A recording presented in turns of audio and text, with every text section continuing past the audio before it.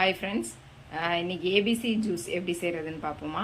ஏபிசினா எல்லோரும் apple, beetroot, carrot இதை வச்சு ஏபிசி ஜூஸ் பார்த்துருப்பீங்க. நான் வந்து ஆப்பிளுக்கு பதிலாக நம்ம வந்து ஆம்லா யூஸ் பண்ண போகிறோம். ஆம்லா, பீட்ரூட், கேரட் இந்த மூணையும் வச்சு நம்ம இன்றைக்கி எப்படி ஜூஸ் ரெடி பண்ணலாம் அப்படிங்கிறத நம்ம பார்ப்போம்.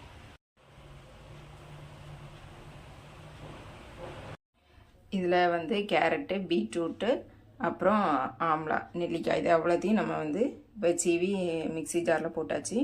அது கூட ஒரு சின்ன துண்டு நம்ம இஞ்சியையும் கட் பண்ணி அது கூட சேர்த்துட்டு நல்லா அரைச்சி நம்ம வடிகட்டி எடுத்தோம்னா ஆம்லா, பீட்ரூட், கேரட் ஜூஸ் வந்து ரெடி.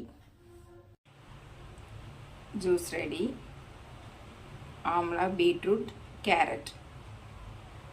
அது கூட நம்ம கொஞ்சம் டேஸ்ட்டுக்காக இஞ்சி சேர்த்துருக்கோம்.